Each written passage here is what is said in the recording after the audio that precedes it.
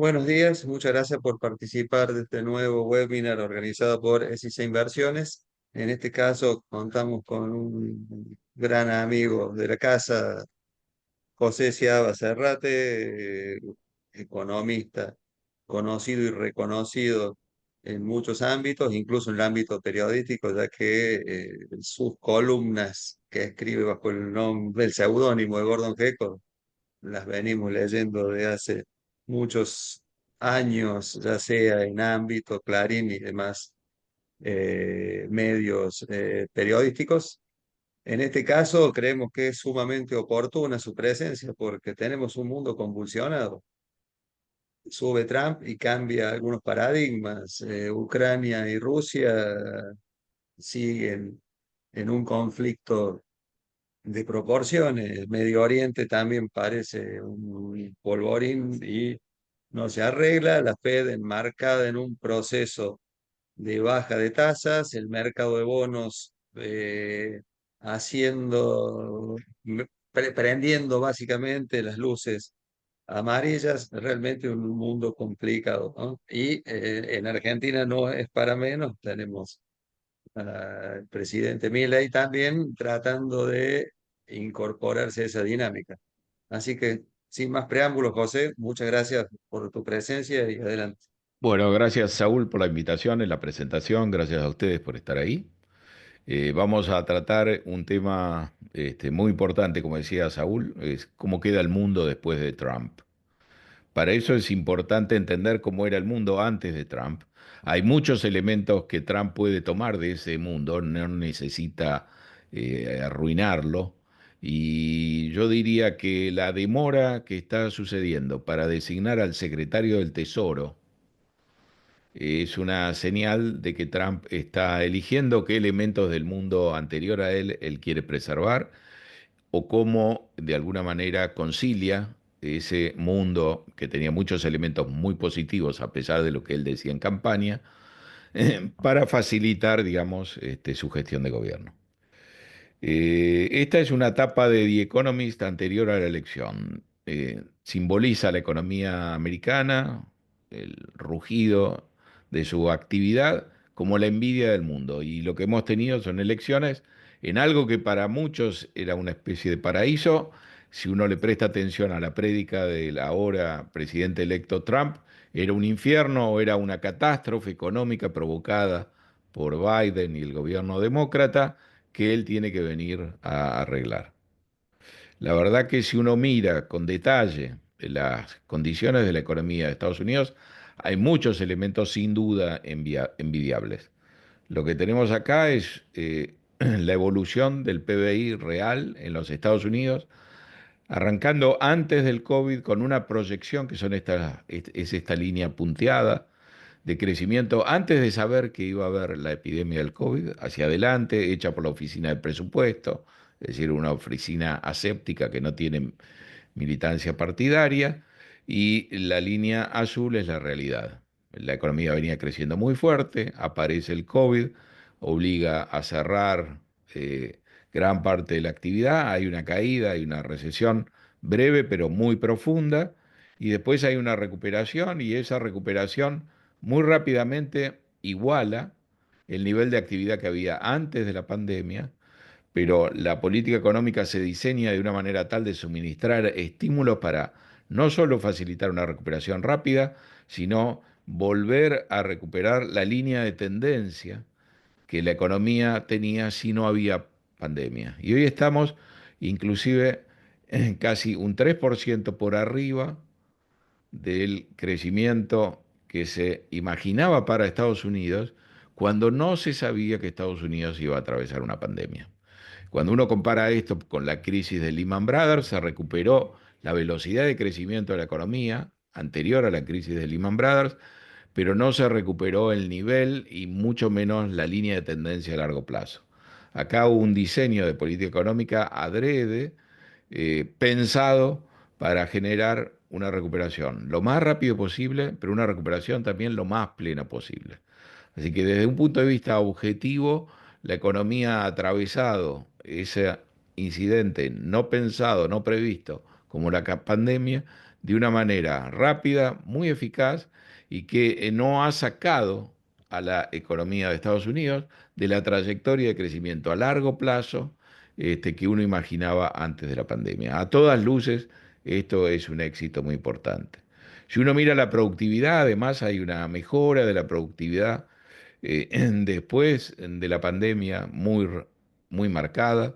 Mucho tiene que ver con la digitalización a la que forzó la pandemia. Mucho tiene que ver quizá con estos primeros pasos que está dando, pasos agigantados, la inteligencia artificial. Es decir, no solo estamos creciendo muy rápido, no solo estamos mejor de lo que pensábamos cuando ignorábamos que teníamos que atravesar una pandemia, sino que también los recursos que tenemos nos están generando un aumento del producto mucho más rápido eh, que con una productividad constante.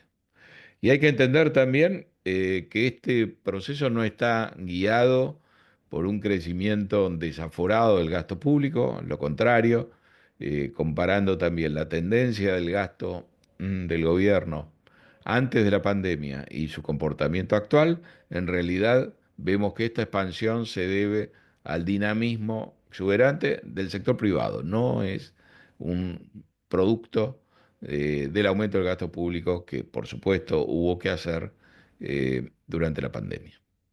Si uno mira la inflación, que fue el otro área, digamos, complicada en estos años, vimos cómo la inflación se disparó como un subproducto de las estrategias que se usaron para mitigar el impacto de la pandemia. Esta es la definición que usa el Banco Central. El deflactor del gasto del consumo personal llegó a tener una variación anual de poquito por arriba del 7%, 7,1% en junio del 2021. ¿Qué es lo que vemos de junio del 2022? ¿Qué es lo que vemos desde junio del 2022? Una caída a distintas velocidades según la definición que uno toma, pero es una caída muy importante. Según la medida que usa la Reserva Federal, con la cual trata de cumplir su meta anual del 2%, los últimos 12 meses la inflación fue de 2,09%. Hay otras medidas que dan 2,5, 2,6, 2,7, pero la dinámica es la misma, el dibujo es el mismo. La inflación del precio de los bienes físicos que se disparó enormemente en pandemia y llegó a tener una variación interanual del 15%, hoy prácticamente no hay una inflación en el precio de los bienes físicos, a veces hay una leve caída, la inflación es persistente en el área de servicios, está bajando, pero baja a una velocidad lenta, yo diría de un ritmo superior al 6%, a un ritmo que todavía se mantiene alrededor del 4%. Es una baja lenta, pero es una baja segura.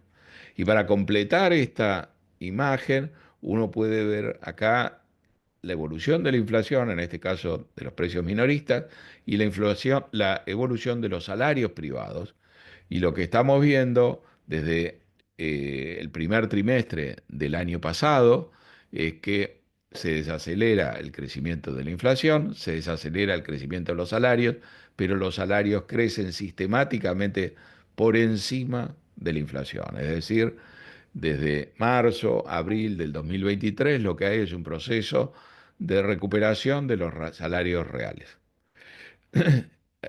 Pongamos en orden lo que ya hemos visto. Una economía que se recuperó de una manera plena y que está creciendo más rápido de lo que se estimaba cuando se ignoraba que había una pandemia por delante, una inflación que sin duda se disparó, pero que está en un proceso bastante prolijo, armónico, yo diría, de desaceleración, rumbo a la meta del 2%, y una Reserva Federal que fue parte de las estrategias para promover una recuperación rápida junto con el Tesoro en los programas de estímulo, pero que en marzo del 2022 definió la necesidad de combatir la inflación como su prioridad absoluta y teniendo tasas en 0%, la subió hasta un 5,5%.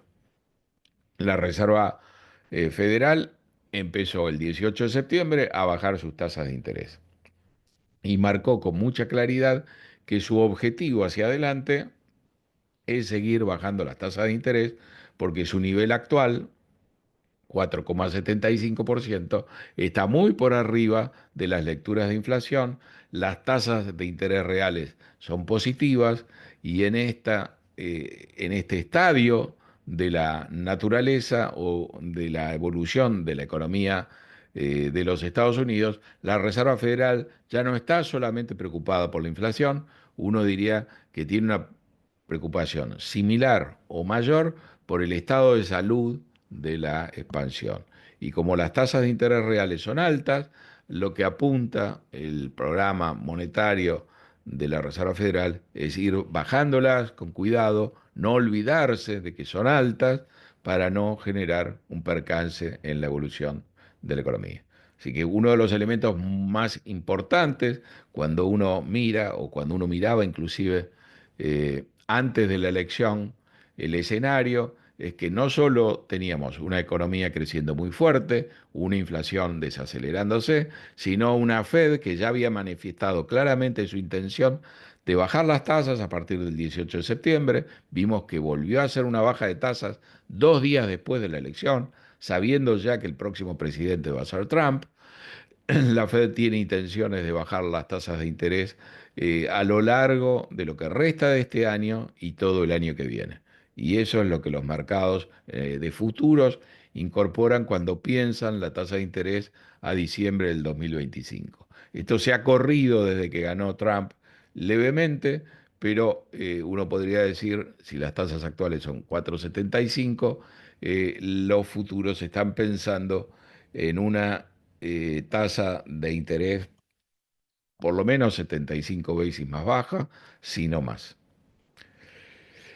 Uno puede preguntarse, juntando toda esa información, si esta no es una herencia envidiable, como dice la tapa de The Economist, y yendo más en profundidad, incorporando también la realidad de mercados financieros muy saludables, de un bull market que arranca en octubre del 2022, es decir, que octubre pasado cumplió ya 2 años de historia con una expansión que tomando en cuenta el mínimo y los máximos registrados ya es del 67%, uno podía preguntarse en qué circunstancias ha habido una herencia mejor para un nuevo presidente.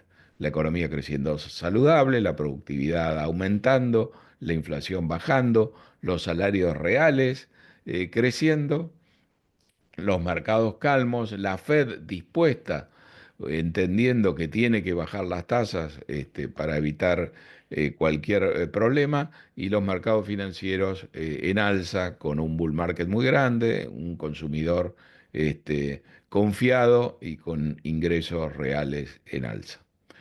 Esto es interesante, es una acotación, creo yo, muy importante, que dice alguien crítico de alguna manera del gobierno, diciendo en este tuit, los Estados Unidos no tienen un presidente y no lo han tenido por meses, en una crítica a Biden y a la salud de Biden, y sin embargo ni nos damos cuenta y la verdad que tampoco importa, porque lo que hay es una maquinaria que uno no eligió, pero que se ocupa de administrar la situación, de ejercer el gobierno.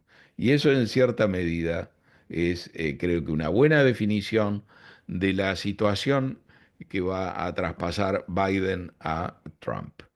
Más allá del estado de salud de Biden, que bueno, lo hemos visto muy limitado después del debate, del primer debate y único que hizo con Trump, y que fue tan lamentable su estado de salud que Biden, que va a seguir siendo presidente hasta el 20 de enero, no pudo seguir siendo candidato porque evidentemente no podía hilvanar frases y tenía problemas muy serios. Sin embargo, los Estados Unidos, con ese presidente, y con esta maquinaria que está detrás, administrando y tomando decisiones, ese Estados Unidos tiene hoy una economía que está funcionando muy, muy bien y como dice The Economist, es la envidia del mundo. Uno podría decir, en realidad acá si uno recibe esta herencia, el programa de gobierno ideal es poner piloto automático, no romper lo que está funcionando bien y dejar, digamos, que la inercia continúe. Por supuesto, cualquier presidente que gana una elección tiene muchas ideas en la cabeza y tampoco es cierto que en Estados Unidos lo mejor sea no hacer nada. Por supuesto, hay muchas reformas, muchos cambios, muchos temas donde uno puede involucrarse y donde hay terreno suficiente para mejorar. Pero en principio uno diría, lo que está funcionando bien, no lo rompas. Sabemos que tuvimos una elección, sabemos que ganó Trump y sabemos que ganó de una manera contundente. La primera pregunta, la pregunta obvia, es si todo está tan bien como uno dice, y eso no es opinión, esos son datos, lo que hemos visto, el PBI creciendo muy fuerte, la productividad creciendo, la inflación bajando, los salarios reales subiendo, la Reserva Federal habiendo empezado ya la baja de tasas, repitiéndola 2 días después de la elección. Esa baja de tasas está en su mapa de puntos diseñada como la estrategia o la tarea a realizar todo el 2025 y la bolsa efectivamente tiene un bull market hace 2 años y ha subido más del 60% holgadamente y tenemos la inteligencia artificial y tenemos muchos terrenos donde hay muchísimos elementos como para ser optimista. ¿Y por qué? Esa es la pregunta del millón.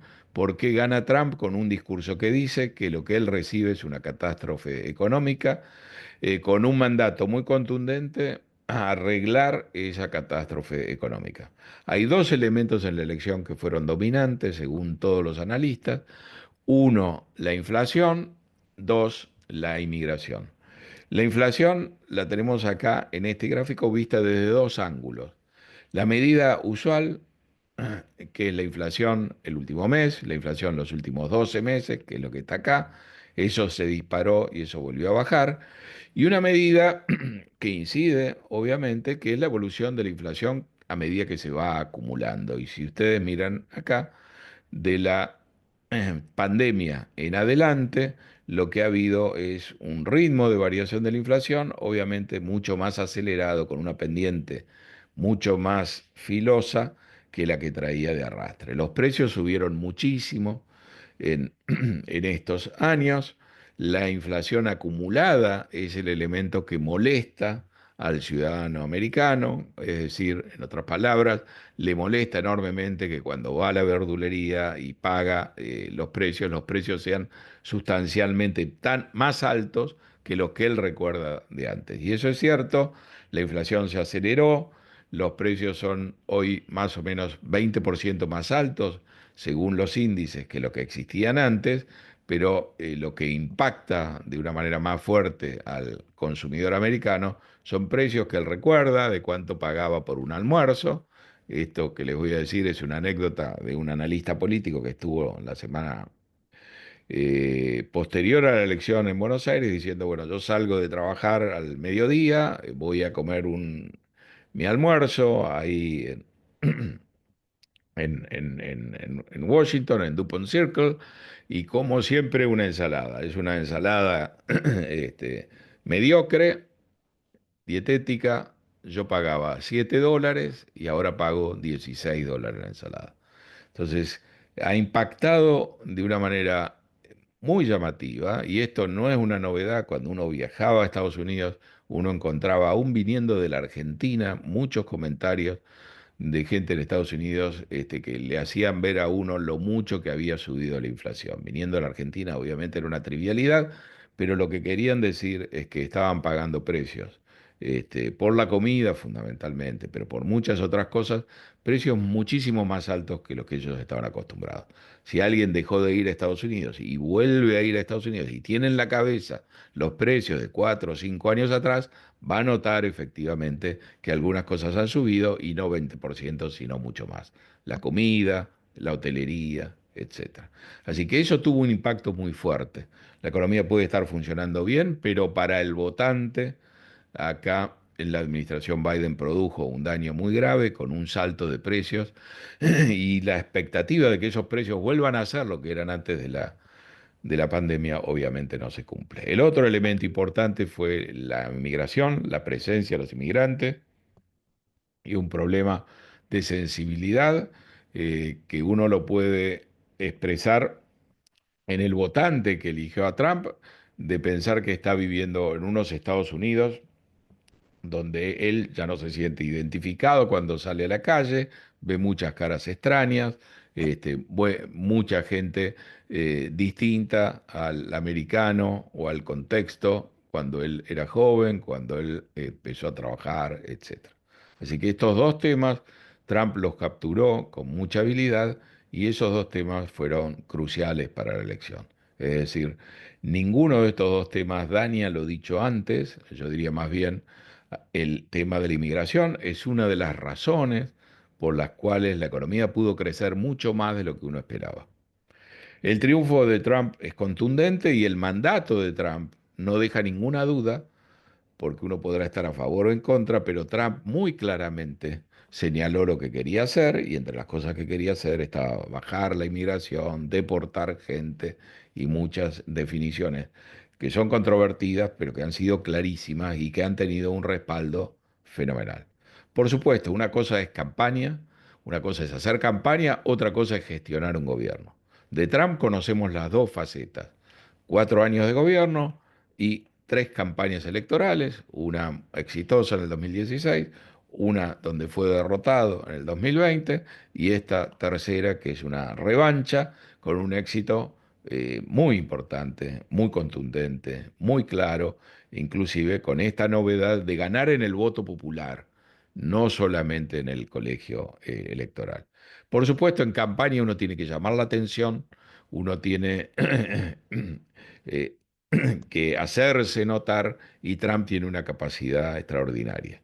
Uno de los elementos más delicados de la campaña, sin embargo, es si uno suma todas las iniciativas de Trump y hace las cuentas, hay un impacto fiscal de esas iniciativas que es muy grande, que se estima es alrededor de unos 5,8 billones de dólares en un periodo de 10 años, que es lo que se estila para hacer estos cálculos. Esto era más de 3 veces el costo fiscal de la campaña de Kamala Harris, es decir, las dos campañas eran muy inflacionarias y con un impacto, con un costo, una factura muy alta en términos fiscales.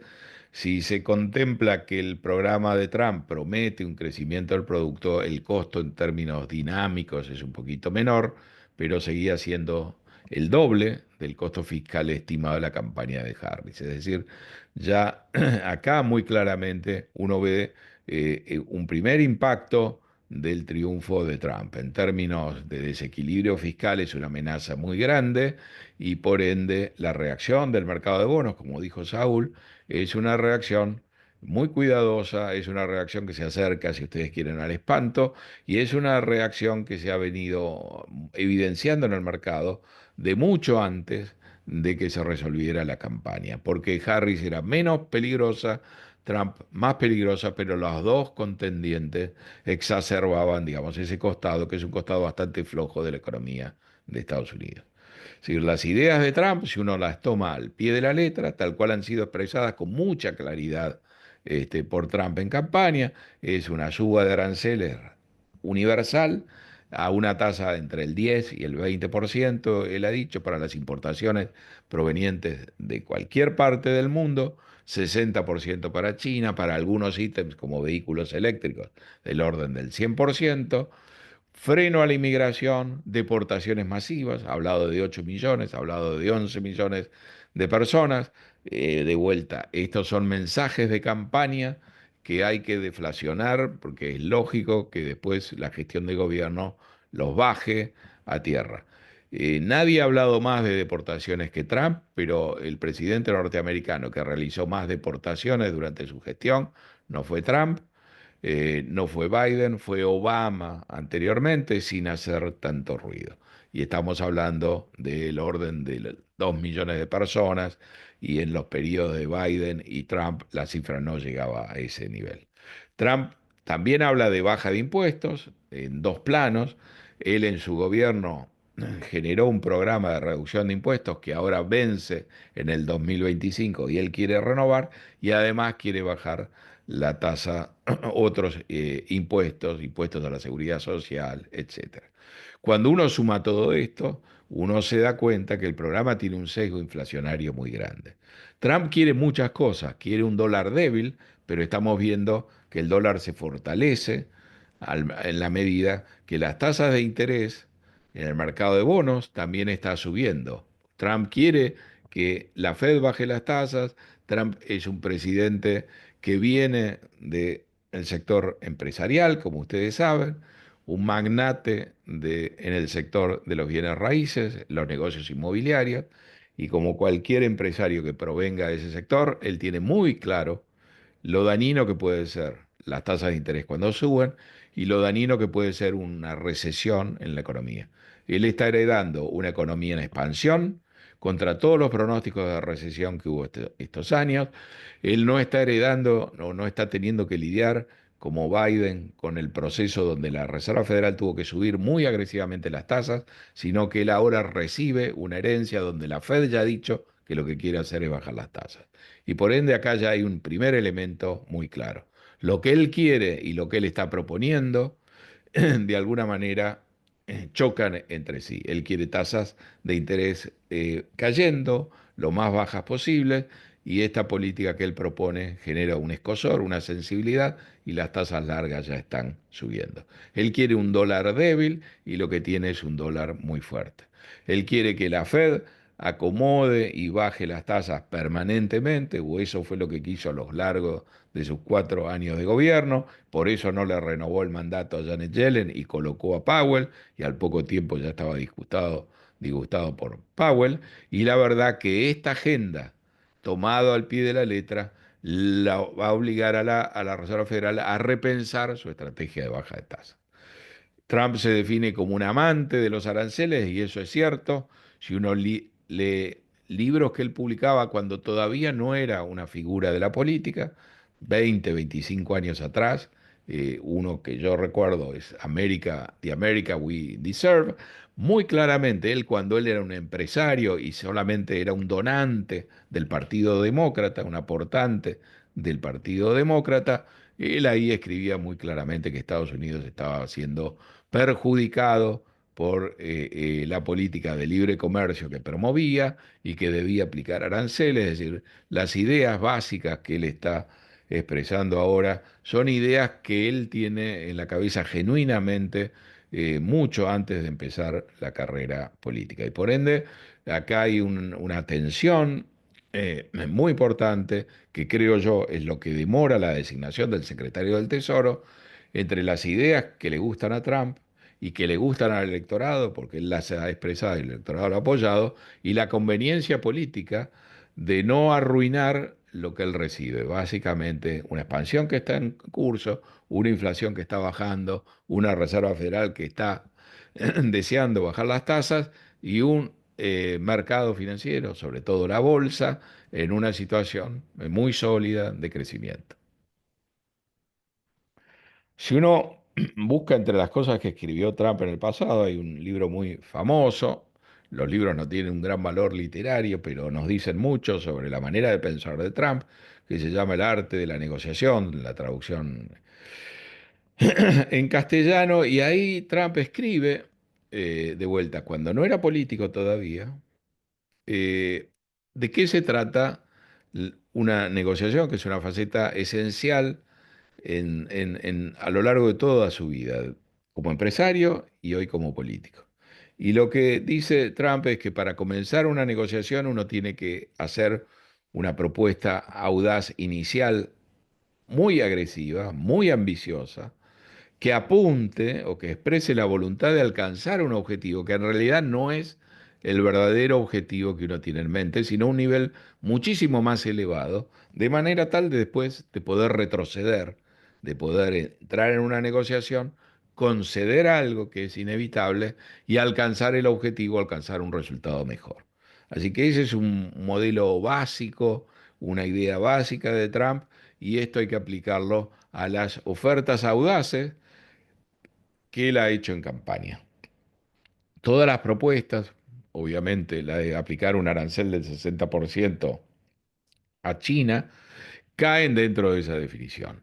Trump no quiere un arancel del 60% a China, quiere un arancel aplicable a China sin duda. Aplicó para una buena parte de las importaciones chinas, pero para no todas, un arancel mucho menor en su primer año de gobierno. lo que está planteando Trump de una manera contundente es la necesidad de negociar en ese terreno y de ponerse de acuerdo en un nivel que no va a ser 60%, pero en un nivel que en el fondo no nos vamos a enterar cuál es, porque él va a ir administrando la negociación a lo largo de este proceso. Así que lo propio escrito por Trump, cuando él explica cómo se debe negociar, nos indica también que ese programa que votó el electorado es un programa susceptible de ser negociado, yo diría, dosificado, escalonado y llevado adelante. Yo creo que sin duda todas las cosas que hizo Trump, Trump las va a realizar, pero en una medida mucho menor, en una forma escalonada y con un cuidado de no arruinar lo positivo que él recibe como herencia.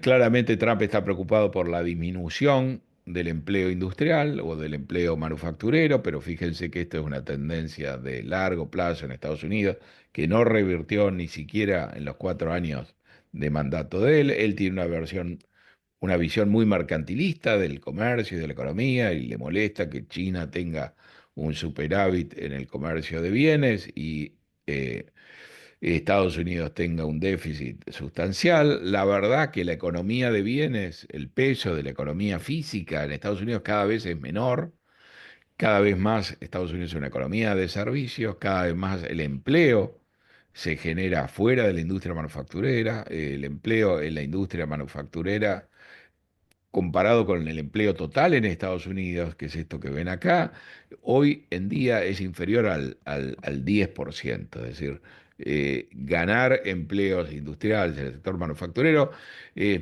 un elemento político muy importante, pero no mueve el amperímetro del empleo en general en los Estados Unidos. Hay que entender que dentro de este aterrizaje exitoso que él recibe como herencia, si uno mira, haciendo el mismo ejercicio que hicimos con el PBI, las proyecciones de crecimiento del empleo en dos definiciones distintas que había antes de la pandemia. El empleo cae, el empleo se recupera y el empleo está 3,7 millones de empleos por arriba de lo que se estimaba en enero del 2020, cuando todavía no se sabía que nos iba a atacar una pandemia en marzo del 2020. Hay otra medición que muestra un nivel de empleo más bajo, pero también está 1,5 millones de empleos por arriba de lo que se estimaba cuando se ignoraba la pandemia. Es decir, desde el punto de vista de la evolución del empleo, no solo del PBI, también la economía está mucho mejor de lo que se proyectaba años atrás. Es decir, las críticas o la inconformidad o la incomodidad que tiene el votante en términos de empleo, cuando uno mira los números, digamos, es obviamente una ultrasensibilidad. Esta era la proyección del crecimiento de la fuerza laboral en los Estados Unidos, también antes de la pandemia. Y este es el comportamiento histórico real. Y lo que hemos visto es que la pendiente de crecimiento de la fuerza de trabajo era mucho más suave que lo que creció la fuerza de trabajo realmente, en la realidad. ¿Y cuál es la razón de esta discrepancia? Es que ahí es donde talla la inmigración. Entró en Estados Unidos después del parate de la pandemia, una fuerza de trabajo extra de inmigrantes en edad de trabajar y con mucha voluntad de trabajar. Si uno mira los últimos datos poblacionales de los Estados Unidos, uno advierte que en el 2023 la población, por la diferencia entre nacimientos y fallecimientos, aumentó en 500,000 de habitantes. Pero eso aumenta en habitantes que no están en condiciones de trabajar. Obviamente va a hacer falta que pasen 15, 16 años para que entren en la fuerza de trabajo. Cuando uno mira la inmigración, entraron 1,100,000 inmigrantes, el doble de lo que crece la población, y esta gente llega en buena medida en condiciones de trabajar y con voluntad y con capacidades para ocupar este empleo.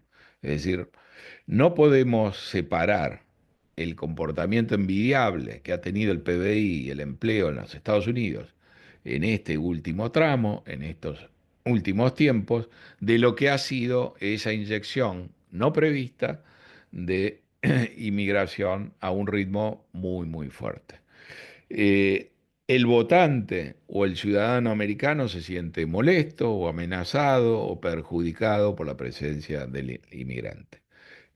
Uno puede demostrar que eso no es exactamente así, y hemos tenido periodos donde la inmigración ha estado sujeto a restricciones, y lo que sabemos es que muy rápidamente, si esta política se cumple tal cual se promete, empezamos a sentir escaseces de mano de obra en ciertas ocupaciones. Por ejemplo, la atención en el hogar.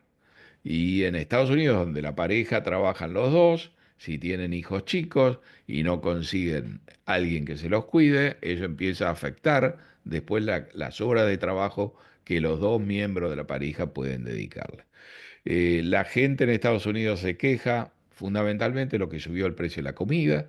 En concreto, las verduras son una queja que cuando uno viaja escucha repetidamente. Si uno empieza a deportar trabajadores, sean legales o no legales, y la política de Trump va desde, obviamente, expulsar a los indocumentados o los que no tienen los papeles, pero también de restringir las visas que se dan a profesionales, a técnicos, etcétera, que es un proceso legal. Este, si eso se empieza a restringir, empezamos a tener problemas para levantar las cosechas, para recoger las verduras, pero vamos a tener también en las compañías tecnológicas problemas para reemplazar técnicos o ingenieros que son de otros países, que están con estas visas y permisos de trabajo, que si son objeto de restricción, también van a impactar a modo de boomerang, con mayor o menor velocidad, en esta plasticidad que ha mostrado la economía de crecer mucho más allá de lo que uno se imaginaba. Trump también ha tenido una relación complicada con la Reserva Federal, ha sido muy crítico, es muy crítico de que exista un organismo que puede tomar decisiones tan importantes como la política monetaria, que influyen de una manera tan importante en las tasas de interés, en la actividad, en el hecho de que haya o no una recesión, y que esos funcionarios o que ese organismo esté integrado y esas decisiones se toman por gente que no ha sido elegida por el votante. Entonces, la idea de una Reserva Federal independiente colisiona con los mensajes de Trump. Y en los 4 años de su mandato, esa colisión se hizo evidente. Janet Yellen había cumplido un primer mandato, tenía que renovarlo. Trump no lo renovó, rompiendo de alguna manera una tradición, impulsó varios candidatos. Powell reunía las condiciones para que el Senado acepte, porque el presidente no puede poner simplemente a la cabeza de la Reserva Federal, necesita el acuerdo del Senado. Powell era un votante registrado en el Partido Republicano, conservador, había trabajado antes en Wall Street en firmas dedicadas a la banca de inversión. Trump pensó que era su mejor selección, y al poco tiempo se dio cuenta de que Powell, integrado en la Reserva Federal, no militaba políticamente, sino que cumplía, digamos, las funciones de la Reserva Federal, y ahí empezaron los cortocircuitos que han seguido permanentemente. En algún momento, Trump y sobre todo funcionarios cercanos a Trump hablaron concretamente de despedirlo a Powell. Eso ha desaparecido y desapareció antes de la campaña. Trump, Powell, consultado 2 semanas atrás, dijo que si lo quería despedir Trump no tenía capacidad legal o autoridad legal. El mandato de Powell sigue hasta abril del 2026. Así que en principio ahí sabemos que hay una relación complicada. Uno podría decir, en el primer mandato de Trump, la Reserva Federal tenía que subir las tasas de interés, así que la colisión era natural. Ahora la Reserva Federal está dispuesta a bajar la tasa de interés, entonces, digamos, uno podría decir la convivencia puede ser mucho más sencilla. La Reserva Federal no está, en principio, preocupada por esta colisión con Trump, y como les decía antes, Trump ha bajado la mención de estos temas últimamente, y la Reserva Federal, 2 días después de la elección, conociendo el ganador, bajó 1/4 de punto las tasas de interés. La bolsa no está preocupada para nada con Trump, a diferencia del 2016, cuando ganó por primera vez. Cuando hizo su primera campaña Trump, recuerden que la favorita era Hillary Clinton, hasta yo diría 9 o 10 de la noche del día en que se votó y cuando empezó el escrutinio. Después nos dimos cuenta que los resultados en el interior de Estados Unidos favorecían a Trump y a las 2, 3 de la mañana recién Trump emergió como el ganador bastante claro, con un discurso muy conciliador. En esa campaña, Wall Street reaccionaba adversamente cuando a Trump le iba bien en campaña. Trump, a pesar de ser republicano y a pesar de que Wall Street en general favorece las plataformas y a los candidatos republicanos, el caso de Trump era muy molesto y muy incómodo y Wall Street estaba mucho más cómodo entendiendo un triunfo de Hillary Clinton. Ahora eso duró hasta la votación, hasta que se supo que Trump era el presidente y a las 3 de la mañana hizo un discurso muy constructivo. En ese discurso, ya olvidado, convidaba o dijo que iba a invitar a Obama a que lo asesorase, digamos, la idea de Trump era distender, digamos, y calmar a los mercados muy nerviosos, y a partir de ahí la relación entre la bolsa y Trump ha sido muy buena. Trump no asusta para nada a la bolsa entiende que hay partes del discurso de Trump que son muy buenos y a los cuales le puede sacar provecho. Y hay otra parte del discurso de Trump que comprende que Trump va a tener que realizar, pero no en la dimensión que planteó agresivamente en campaña.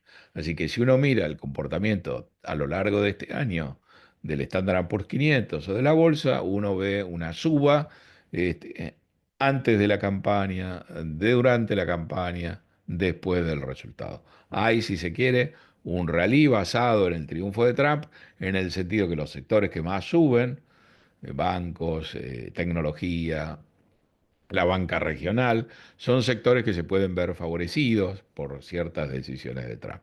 Pero digamos, la bolsa no tiene ninguna objeción seria sobre el triunfo de Trump. La mejor prueba de esto es que la bolsa está cotizando a 22 veces ganancias. Estas isocuantas marcan eh, qué múltiplo de ganancias está pagando el mercado por las ganancias del S&P 500 y lo que vemos muy claramente es que el bull market que arranca en octubre del 2022, esta es la suba del mercado, es un bull market que se basa en un aumento de ganancias, pero que también se basa, cuando arrancó la bolsa cotizaba a 16 veces ganancias y ahora está cotizando a 22 veces ganancias. Los que están incómodos, nerviosos y lo que lo hacen saber es el mercado de bonos. El mercado de bonos es el que está incómodo con el triunfo de Trump, con la agenda de Trump, con la insistencia de Trump en aplicar aranceles a todas las importaciones, aranceles muy altos y los aranceles en China. Acá lo tiene a Paul Tudor Jones, un legendario inversor de futuros y derivados, diciendo antes de conocer el resultado de la elección, de que el Estado en Estados Unidos, por la deuda, va a terminar en la bancarrota. Todo el mundo exagera, lo que quizás no se exagera es que el lado oscuro de este paraíso, de esta economía envidiable, es que efectivamente los niveles de desequilibrio fiscal, de deuda acumulada, son muy, muy altos. En una economía que está creciendo, como ya hemos visto, estos niveles de déficit son excesivos, deberían estar cayendo y las políticas públicas deberían ser más prudentes. La verdad que esto no es así. Fíjense el crecimiento de la deuda, la proyección de la deuda. En algún momento la deuda pública puede ser un tema complicado o podría ser un tema complicado. Si no fuera porque Estados Unidos tiene esta capacidad de emitir la moneda internacional de reserva, la moneda de liquidez internacional que es el dólar, muy difícilmente otro país podría tener esa actitud tan negligente con respecto a su endeudamiento sin atravesar una crisis o una amenaza. La verdad que cuando uno mira las cuentas públicas, uno ve claramente que el nivel de gasto a lo largo del tiempo no se ha disparado, la recaudación de alguna manera ha levantado, pero una economía que crece tanto requeriría quizá un esfuerzo para achicar esa brecha. Trump es equivalente a reducción de impuestos. Biden cuando ganó prometió subir los impuestos, pero no tuvo en el Congreso la capacidad de llevar adelante esa agenda, así que nos quedamos este, con ese déficit y no hemos corregido ese déficit y Trump ahora está prometiendo impuestos más bajos. Claramente quizás la carta para equilibrar esto venga por el lado de los gastos, que como decimos no han crecido tanto, pero sabemos que está Elon Musk, Vivek Ramaswamy, los dos han sido consignados a una oficina que se llama el Departamento de Eficiencia del Gobierno, que es de alguna manera una réplica del concepto de la motosierra de Milei, que prometen reducir el gasto desregular y reducir el gasto público. Veremos, el mercado de bonos no compra esa promesa y por ende las tasas de interés de largo plazo vienen subiendo, fíjense, en 16 de septiembre es el piso de las tasas de interés, muy fugazmente ahí llegaron a estar a 10 años en un nivel de 3,59, 3,60 y desde entonces han estado subiendo. La paradoja es que 2 días después de este día, la Reserva Federal hizo su primera baja de tasas de interés, que fue sorpresiva porque fue de medio punto. Entonces, no solo las tasas de interés a largo plazo están subiendo, sino que han subido, han estado alrededor de 4,5, fugazmente, ahora están en 4,40, han subido 80 o 90 basis points, cuando la Reserva Federal ha bajado 75 basis points sus tasas, ¿no? Entonces, esta es la medida de la incomodidad que ha dejado la campaña electoral, porque Kamala Harris también era muy expansiva, pero Trump, que es una apuesta mucho más riesgosa, le dio a esto un empujón muy grande.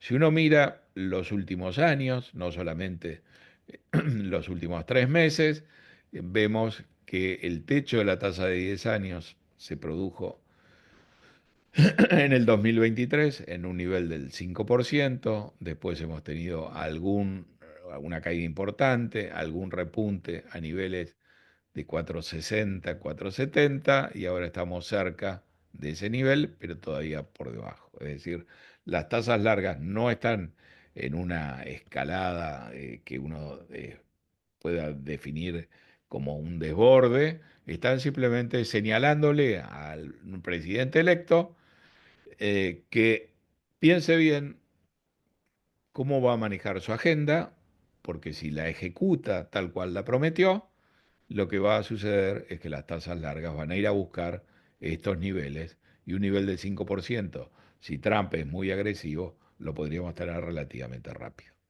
Atado a esto, muy atado a los aranceles, el dólar también está en un proceso de apreciación muy fuerte, yo diría más fuerte todavía que la suba de las tasas de interés de largo plazo. La razón es que si se le aplica a China o a otros países, pero fundamentalmente a China, un arancel muy alto en el 2016, 2017, 2018, cuando Trump estaba en el gobierno y realizó una política similar, pero no tan agresiva, la respuesta de China fue una depreciación del yuan muy fuerte. Es decir, la guerra de aranceles puede derivar en una guerra en el mercado de monedas y esa guerra en el mercado de monedas puede generar una depreciación del yuan, o es decir, una apreciación del dólar, y Trump que quiere un dólar débil puede terminar consiguiendo un dólar fuerte. Así que las tasas largas están subiendo, señalándole a Trump los límites de su agenda, el dólar se está apreciando, recalcando exactamente lo mismo. Acá hay un tema delicado, si entramos a generar sensibilidad por la situación fiscal, cosa que hoy no existe, que ha sido exacerbado por los discursos de campaña, que si se maneja muy bien no va a suceder, pero si eso no es así, la situación fiscal de desequilibrios importantes, de deudas acumuladas importantes, es la característica central del mundo desarrollado, sobre todo de los países del G7 o del G10, con la única excepción, uno diría, de Alemania. Así que este es un terreno donde convendría no agitar mucho las aguas, no meterse por ahí, porque si las cosas salen mal, pueden salir muy mal. ¿Qué nos espera entonces hacia adelante, antes de entrar, digamos, quizás las preguntas de ustedes? Hay varios elementos ya definidos del triunfo de Trump, sabiendo que Trump no asume hasta el 20 de enero, es un periodo largo, una especie de tierra de nadie, uno podría decir, donde Trump puede hablar e impactar los mercados. Lo que diga Biden ya es menos relevante, pero Biden sigue siendo el presidente. Trump puede generar efectos, cambios, shocks y no hacerse responsable hasta el 20 de enero. Un elemento acá muy claro, muy importante de esta transición es que esta es la transición política de las últimas tres en Estados Unidos más pacífica, sin trauma.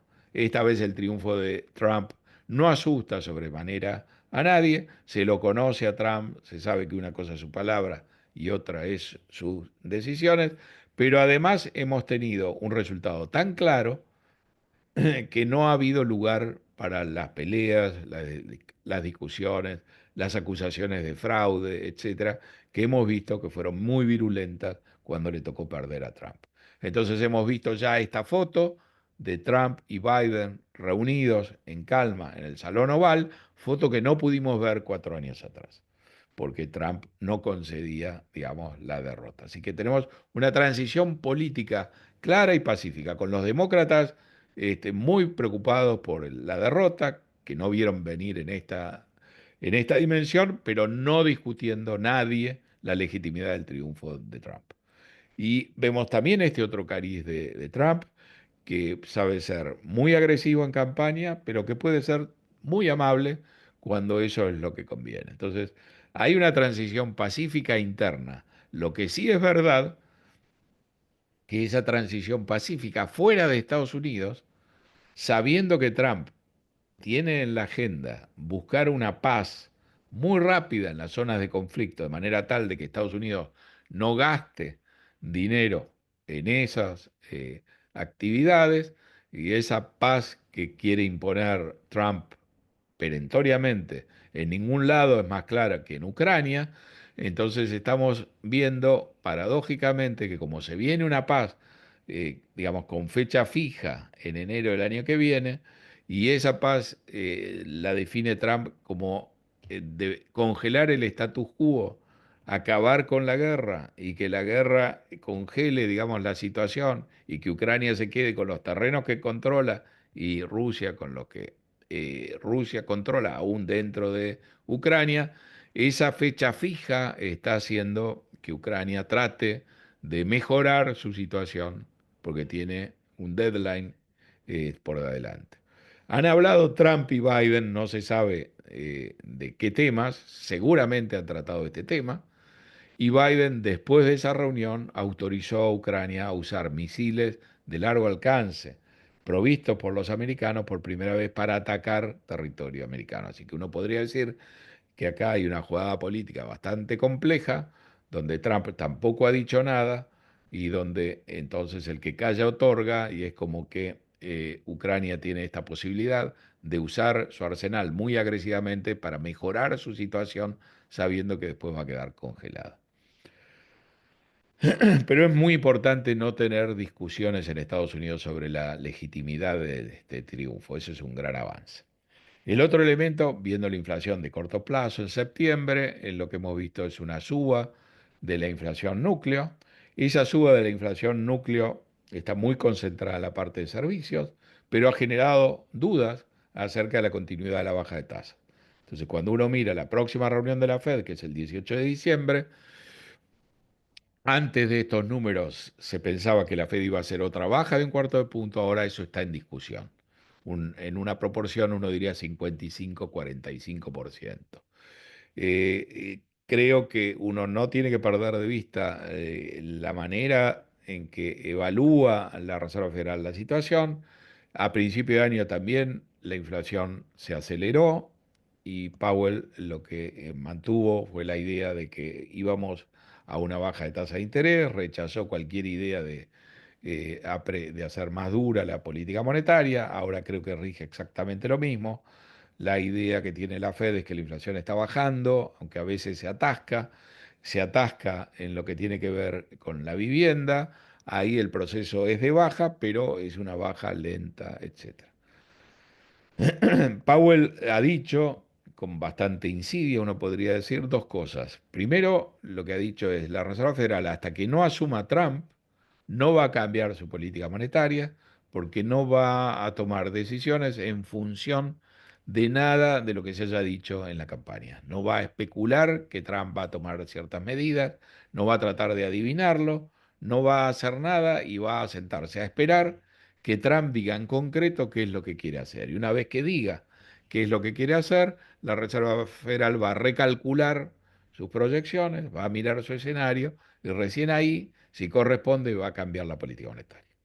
Pero también ha dicho, después de ver el número de la inflación, que la Fed no tiene ningún apuro en bajar las tasas de interés. Y eso ha instalado esta idea o este mensaje larvado, en última instancia, también dirigido a Trump, en el sentido de que la política es la que está, a menos de que Trump fuerce a cambiarla. Y si Trump no fuerza a cambiarla, la política que se viene es una política que va a seguir bajando las tasas lo que resta del año y en el 2025. Estará en Trump cambiar el escenario y obligarle a la Fed a cambiar también.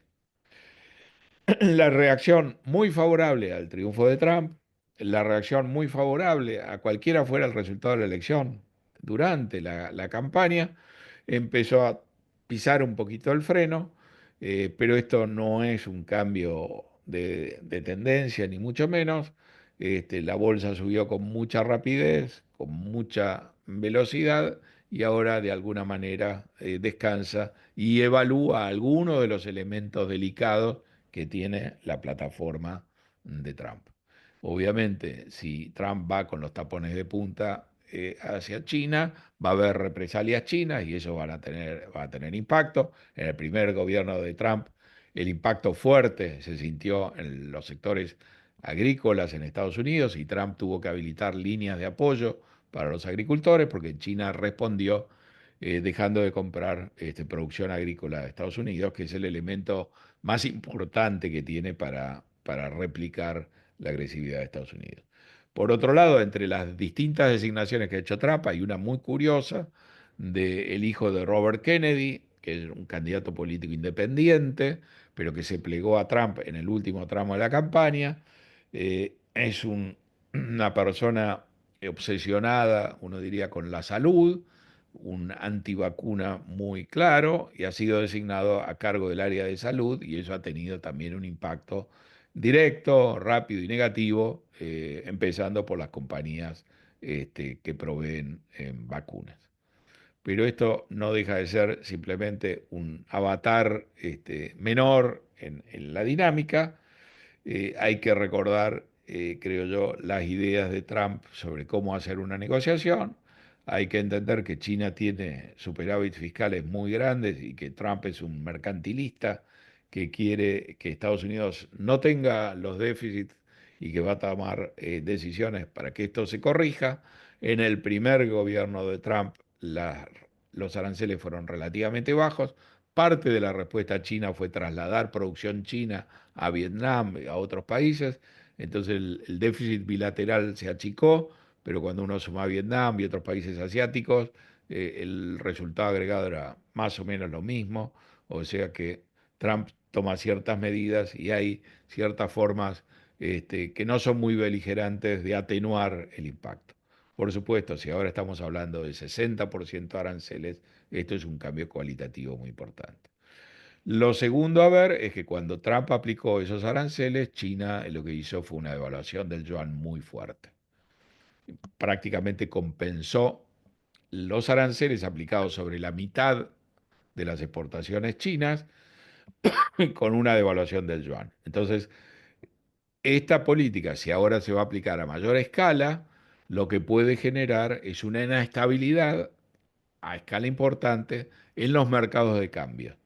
Es decir, podemos tener algo que se va a llamar guerra de monedas o algo parecido. Y ahí conviene recordarse del lunes negro del 2 de agosto de este año. Muy poca gente se acuerda que hubo un viernes negro y un lunes negro y una gran sensibilidad en los mercados, fruto de una decisión del Banco de Japón de subir las tasas, transmitida con un discurso muy agresivo que prometía que eso era el primer paso de una estrategia más duradera de suba de tasas, todo quedó en la nada, terminó siendo un malentendido, pero generó un par de días, digamos, muy incómodos en los mercados internacionales.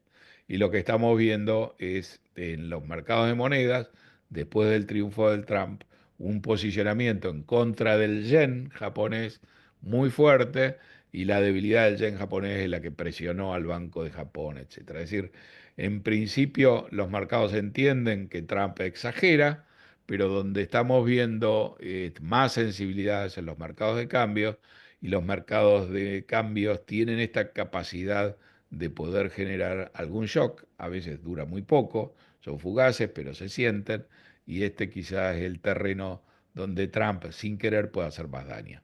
Entendamos esto, Trump puede tomar una decisión, esa decisión puede ser mala, Trump puede ignorarla o puede no ignorarla. Si los mercados financieros se hacen eco, si las tasas suben mucho, si sube el dólar, si caen las monedas, si esa repercusión es muy grande y sale en la tapa de los diarios o en los medios, Trump se va a enterar y después puede corregir su política.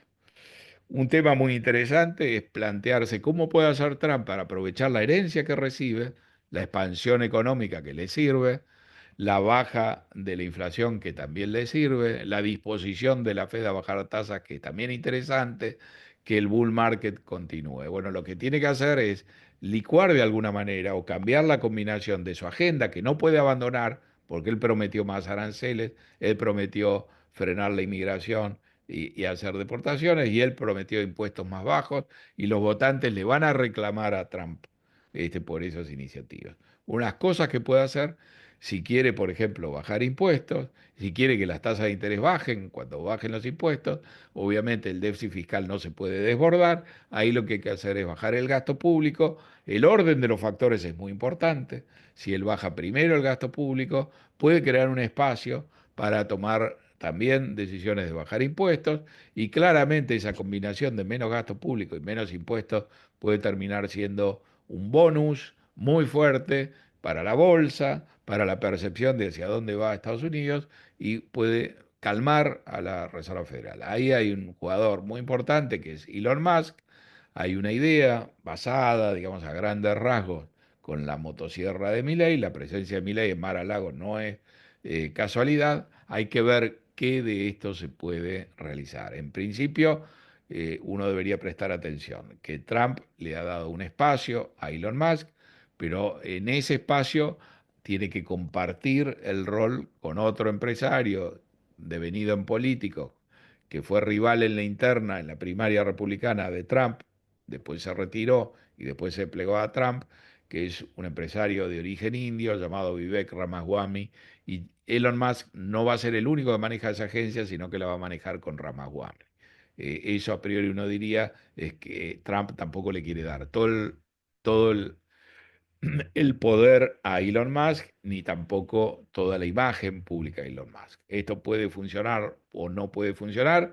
Entendamos otro aspecto, este departamento de eficiencia gubernamental que va a eliminar regulaciones, que va a bajar el gasto público, que va a achicar el Estado, a pesar de su nombre, es un organismo que está por afuera del gobierno y de la estructura estatal. Es decir, es más una agencia que puede hacer recomendaciones que un brazo operativo. Uno podría decir, tomando la experiencia argentina, esto se parece más al Sturzenegger original, que sale en la foto, pero que no está dentro del gabinete, porque Sturzenegger se le creó un ministerio dentro del gabinete y ya con las potestades de ministro, recién después, más o menos allá por julio.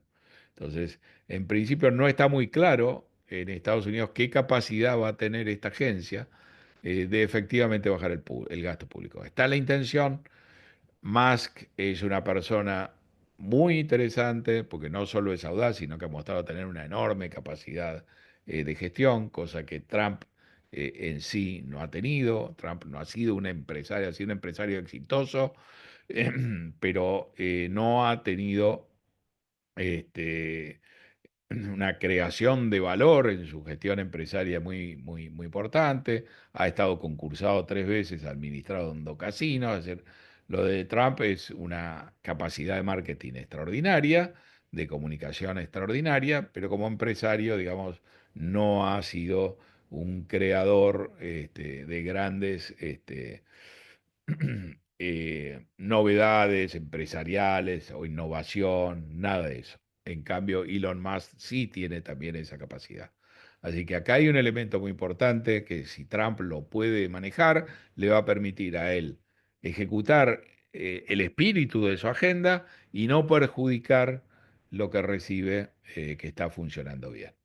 El otro elemento muy importante y que los mercados tienen presente es que ya conocen a Trump presidente, ya lo han visto gobernar 4 años. Y uno de los elementos más favorables que Wall Street ve en Trump es la obsesión que tuvo Trump durante sus 4 años de gobierno demostrar que la evolución de la bolsa, la suba de la bolsa, era el reflejo directo de lo bueno o de la calidad que era su gestión.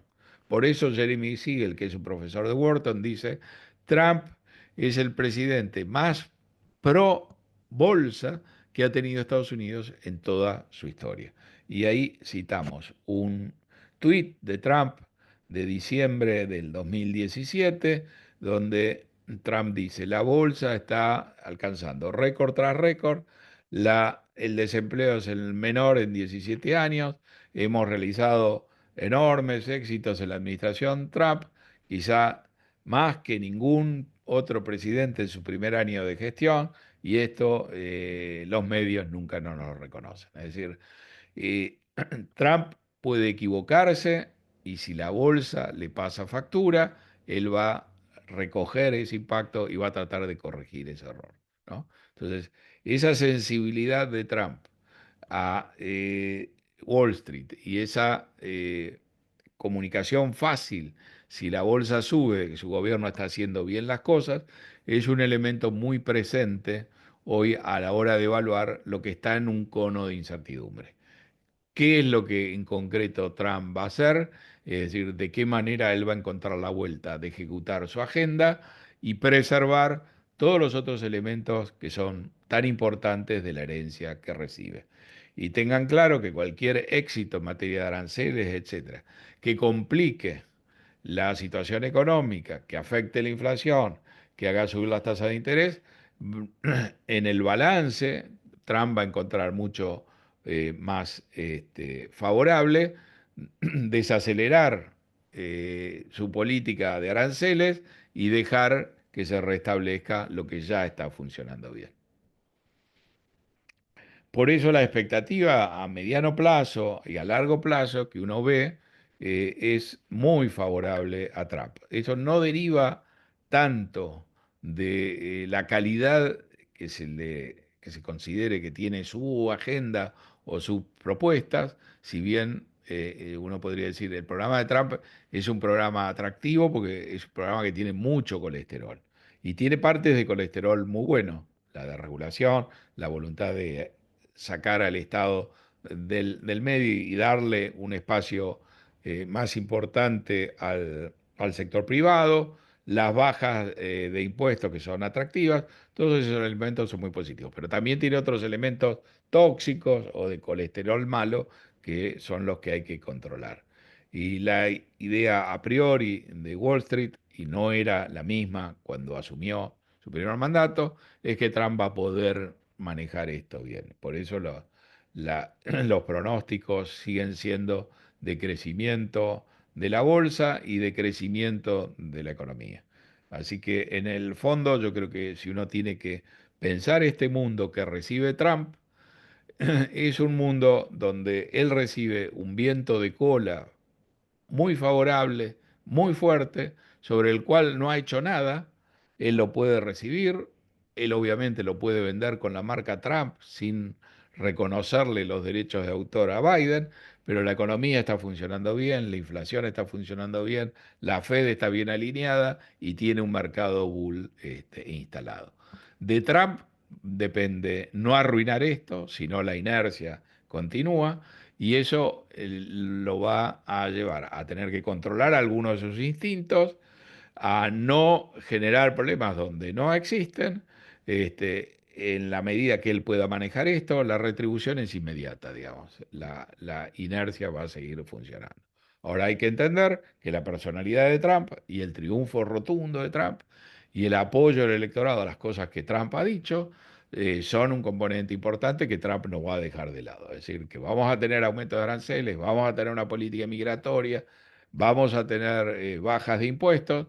Eso per se va a haber que manejarlo en la dosis adecuada para no arruinar esto. Y si la dosis no es adecuada o si se da un paso en falso, los mercados le van a marcar a Trump el límite y Trump es un presidente que le presta enorme atención a ese elemento. Es decir, que también podemos ver una dinámica que a lo mejor que no es lineal, que tiene idas y vueltas y que tiene altibajos, donde Trump le va a prestar atención a la respuesta o al eco de sus decisiones que generen los mercados. Yo creo que en ese marco también hay que poner en claro que Trump ha hecho designaciones, algunas muy controversiales, desde un principio, porque lo que quiere mostrar es que él ahora llega a la presidencia y conoce, como no conocía en su primer mandato, cómo funciona la política, cómo funciona Washington, cómo funcionan los lobbies, que él llega ya con gente que le es propia, con gente que le es leal, y entonces ha empezado a hacer designaciones en las áreas más variadas, todas con una característica de gente que le es leal, que él conoce personalmente, a diferencia de lo que era el primer mandato. En esa velocidad de designación, lo que sobresale es la lentitud o la demora en definir un puesto. La Secretaría de Estado, que es un puesto clave, se designó muy rápidamente. Ahí va a ir Marco Rubio. La Secretaría del Tesoro, que es lo más importante en el área de la política económica, eso sigue sin definición. Con pujas, con forcejeos, con candidatos que parecían que iban a ser designados, como Howard Lutnick, pero que ha terminado en la Secretaría de Comercio, el representante comercial, que es el hombre fuerte de los aranceles, Lighthizer, en campaña se postulaba para ser secretario del Tesoro, no ha sido designado, probablemente termine en la misma función, no escala en la cadena de mandos. Ahora los candidatos más fuertes son Scott Bessent, que es un banquero de inversión, otro banquero de inversión que se llama Mark Rowan del grupo Apolo y un candidato que quizás es el que puede plantear una política un poquito más distante de las promesas de campaña de Trump, que es Kevin Walsh, que sonaba o parecía el candidato de Trump para ir a la Fed. Pero digamos, el hecho de que no lo haya definido todavía, cuando ha mostrado grandes definiciones en otras áreas, lo que nos indica es que Trump está meditando con cuidado qué es lo que va a hacer en esa área. Pero cuando uno tiene una elección, uno tiene una campaña, uno tiene un resultado político así tan fuerte, hay una tentación a pensar de que uno ya conoce lo que va a suceder los 4 próximos años porque conoce el gobierno. Y la verdad que la gestión de gobierno es muy distinta del éxito electoral en una campaña. Y acá yo traigo a colación una frase de Larry Fink diciendo, bueno, estoy cansado de alguna manera que se diga esta última elección es la más grande de nuestra vida. La verdad que a medida que el tiempo pasa, la importancia de la elección uno ve que no es tan grande. Y la importancia inclusive de quién es presidente no es tan grande. Y cuando uno mira Wall Street desde los años 60, uno ve una tendencia muy grande a pesar de que los presidentes han ido cambiando y los retornos anualizados no son muy distintos.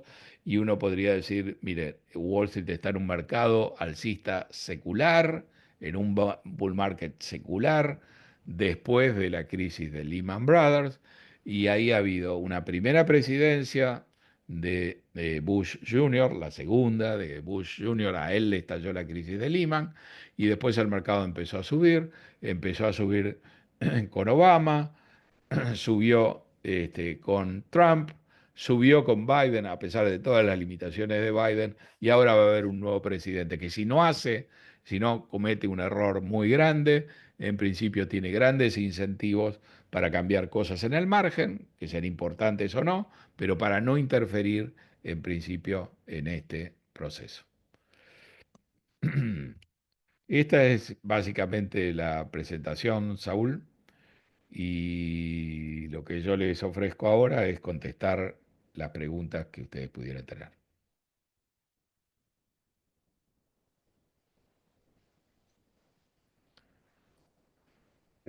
Perfecto, José, realmente muy completa en cuanto a la... Buen día, Aníbal. En cuanto a la... ¿Qué tal, haber Aníbal? repasado todos los puntos específicos.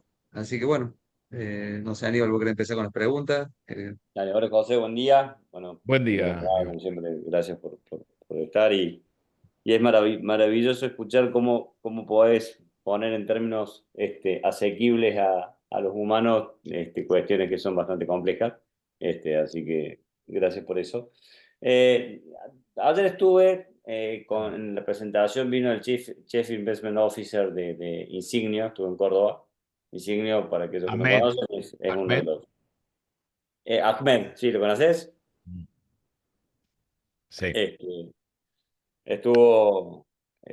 estuvimos Ahmed acá. Riesgo, creo, ¿no? Es el No, apellido. te soy sincero, Sí, no, sí. no entendí el apellido. Es un Era bastante apellido complejo. muy funcional.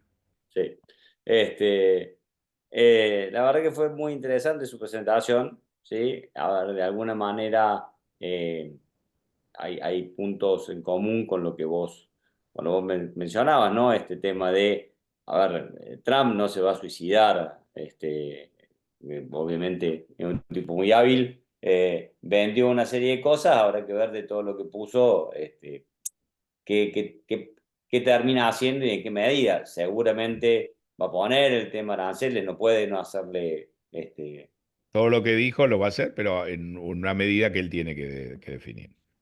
exactamente. A ver, quizás hay dos o tres cosas que me quedaron de la presentación de ayer y que vos tocaste hoy, ¿sí? Y que de alguna forma me- te tiro tres o cuatro cosas y vos las Sí, vas contestando en el orden que te parezca.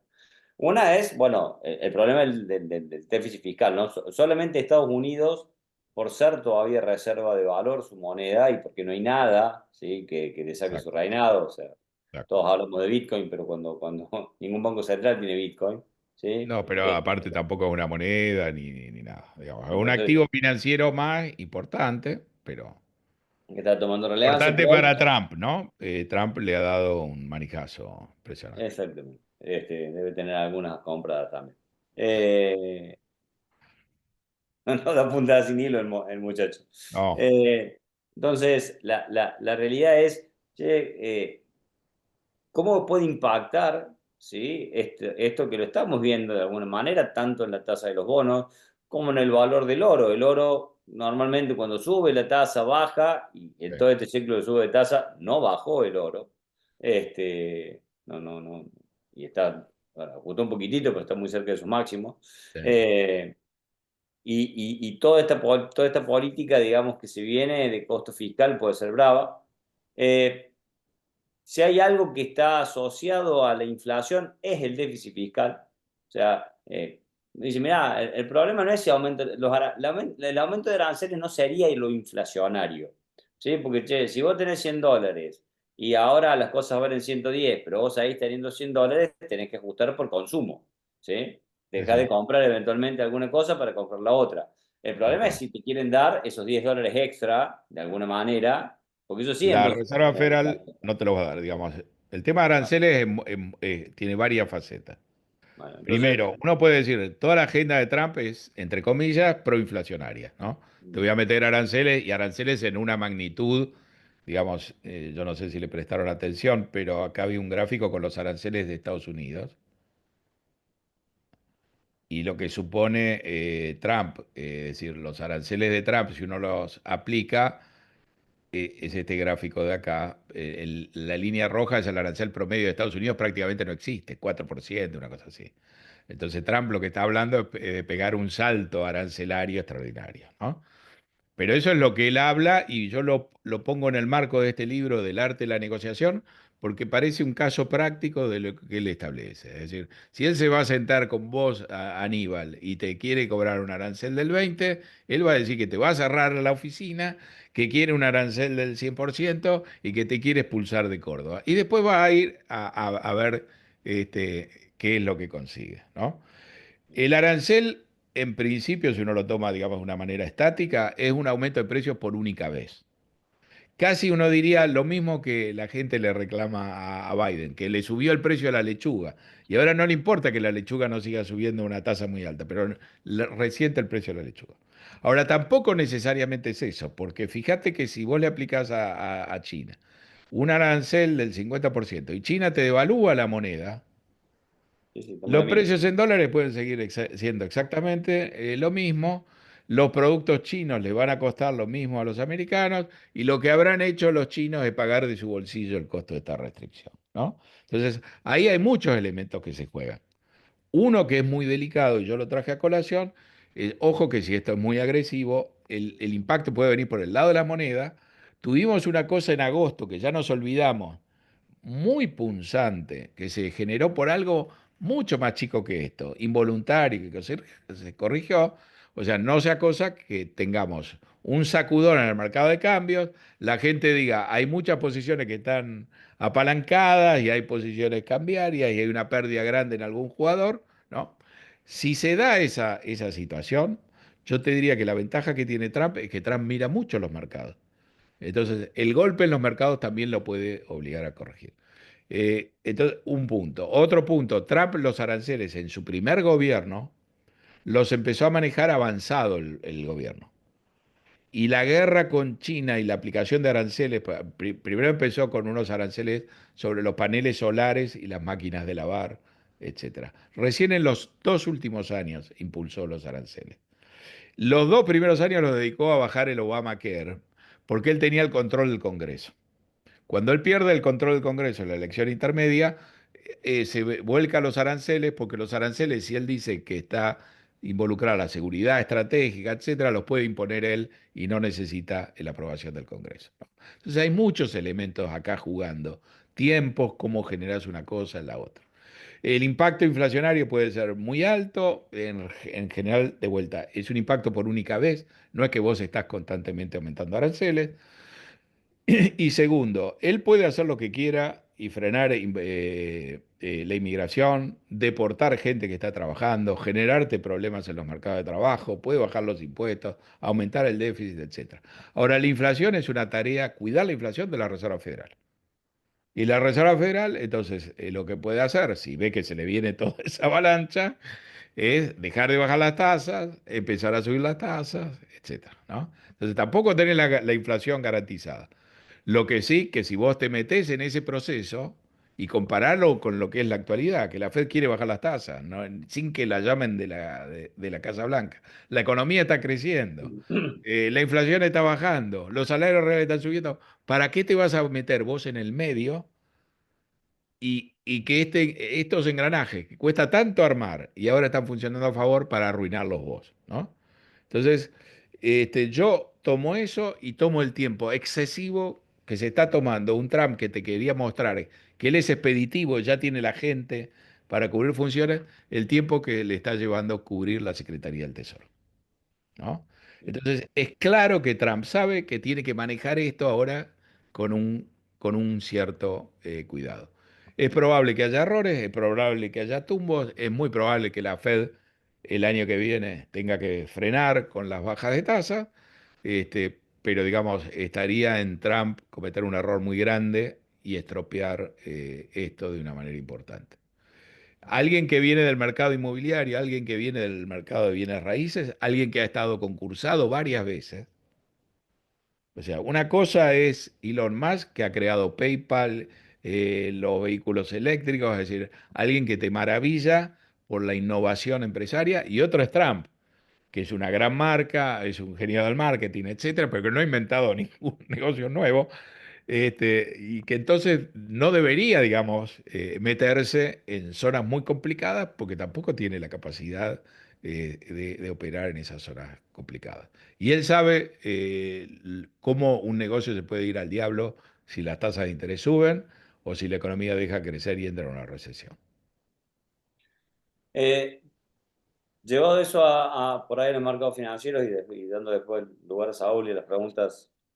Ayer mencionaban también que, a ver, la tendencia de los últimos años, y vos lo mencionaste, desde que se salió de la estanflación en Estados Unidos en los 70 y poniendo los 90 y los últimos 20 años también, prácticamente estamos en niveles de casi 14-15% de rentabilidad acumulada con dividendos del Standard Poor's.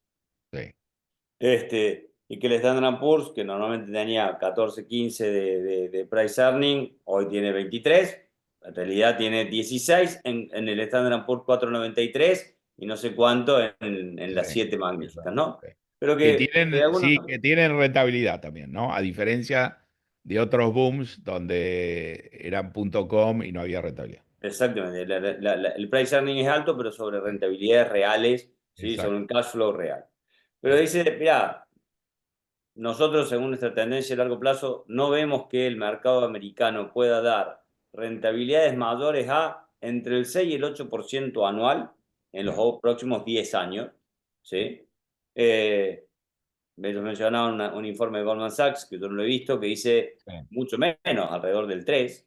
Sí, sí. Este, A Robert Shiller le dieron el premio Nobel en el 2013 por un trabajo con Campbell, que en el fondo lo que te dice es, los múltiplos tienden a la media, ¿no? Entonces, vos deberías, olvídate del periodo actual. Si la media es 14 o 15 veces ganancias, cuando está arriba, como está ahora, que si tomás la ganancia histórica está como en 28, a un año están en 22, en realidad el mercado está caro. ¿Cómo puede corregir bajando? Puede corregir porque cambian las tasas de interés, etcétera, ¿no? Pero digamos, el mercado visto así está caro. El mercado visto así está caro si uno toma una serie de toda la historia, muy caro desde la década, yo diría, después del 82, cuando se bajó la inflación en Estados Unidos, y sustancialmente más caro después de mitad de los años 90, donde la inflación bajó mucho, ¿no?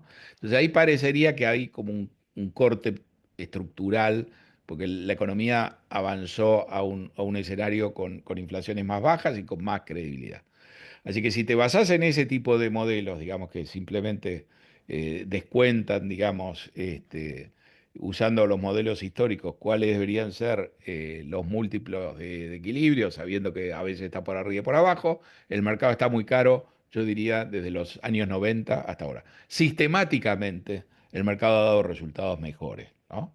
Pero uno podría decir, un mercado que cotiza 25 veces earnings, tiene un rendimiento del 4%. Vos ya tenés bonos que rinden más que el 4%.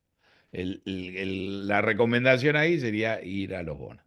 La verdad que el mercado bursátil ha mostrado una capacidad de seguir avanzando y seguir avanzando y seguir avanzando. Tenés otras innovaciones tecnológicas y ahí es donde te entra la duda. Yo pienso y estoy de acuerdo en que uno debería esperar una apreciación en la bolsa mucho más moderada que la que hemos tenido históricamente, ¿no? Pero bueno, y entonces ahora va la pregunta de cajón y con esto te dejo es, en Argentina cada vez que el dólar se puso muy barato, pasaron cosas. sí, Sin duda que el programa económico argentino tiene fundamentos que en otros momentos no estaban, ¿sí? Y ojalá que el amigo Javier Milei logre una sí, transformación tan fuerte de la economía argentina que sea el comienzo de un cambio de larguísimo plazo. La última vez que tuvimos cambios realmente fuertes de la economía, entre comillas para bien, fue al inicio de la convertibilidad, que sí, duró igual un ciclo importante, 10 años. sí. Para la Argentina Suponiendo extraordinario. tal cual, Al suponiendo año. que yo tengo mi inversión en Argentina, voy a mantener, pero en este contexto, como los dólares me hacen ciudadano del mundo, algunos dólares quiero empezar a diversificar en el exterior, ¿sí? Para generarme una reserva de valor, just in case esto no funcione tan bien. Eh, y entonces vemos, che, el dólar eh, está cuestionado en algunos casos por este tema del déficit fiscal, Sí, entonces no pero es puedo lo que se dejar está apreciando, guardado. ¿no? Ahí Eh, hay que tener un es punto lo que que está es subiendo. importante. Por eso, Claro, digamos, Estados Unidos tiene esta capacidad de que la gente diga, tenés mucha deuda, Trump va a ser muy inflacionario, no me gustan los bonos, me coloco en la bolsa aunque esté cara, pero no me voy a colocar con un bono a una tasa fija, y entonces las tasas largas, a pesar de que la Fed bajó 75 basis, las tasas largas están subiendo 80 basis. Pero la gente no dice, salgo de los bonos y salgo de los dólares. Salgo de los bonos, pero me quedo en dólares, ¿no? sí. Esa es la capacidad extraordinaria que tiene Estados Unidos porque el dólar es la moneda de liquidez internacional, más allá de todo show que quiera hacer cualquiera, porque hasta China maneja el yuan en función de una cierta relación con el dólar. Hasta China, ¿no?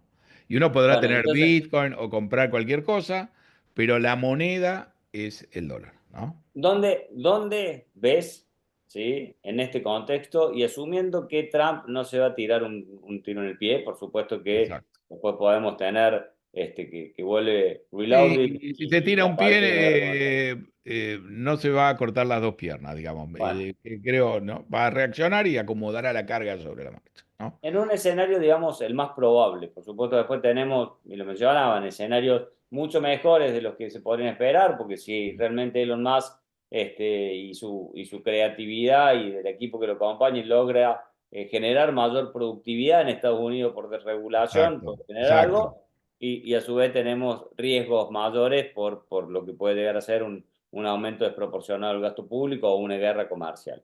Sí. Asumiendo que esas dos cosas las dejamos afuera, en el escenario más probable, ¿dónde debería un inversor argentino que quiere salir un poco del riesgo argentino empezar a invertir con un horizonte de mediano y largo plazo, con una volatilidad que puede tener, como siempre va a ser una cartera? ¿Dónde estás viendo vos las Mira, lo oportunidades más para estos próximos conservador años? hoy tener rendimientos que son altos en la parte más corta de la curva, ¿no? Bien. Eso no es difícil de lograr. Años atrás, conseguir 3, 4% y todo eso era una gran dificultad. Con todo lo que hemos dicho sobre la bolsa, creo que la bolsa, digamos, cuando uno quiere múltiplos más baratos, uno consigue múltiplos más baratos. Vos decías, hay 7 acciones que tienen múltiplos estrafalarios y hay 493 dentro del S&P que tienen múltiplos más bajos. Si querés tener los small caps, que tienen 14 veces múltiplos. Si te vas de Estados Unidos afuera y tomás Europa y todo lo demás, los múltiplos también son mucho más bajos. Argentina tiene múltiplos más bajos, América Latina tiene múltiplos más bajos. ¿Por qué los múltiplos en Estados Unidos son tan altos y sostenidos? Porque ahí has tenido de una manera sostenida también un desempeño muy sólido. Yo creo que lo que habría que ver son partes del mercado que Trump, haga lo que haga, va a tender a favorecer. Por ejemplo, la desregulación que empuja Trump, esa no entra en conflicto con que esto funcione, eso es muy propio de él y eso entonces te puede instalar en una dinámica donde la desregulación avance y en términos relativos, digamos, los activos que vos compres y que estén beneficiados por esa desregulación sea algo positivo. Ejemplo, Bancos es un sector bastante claro.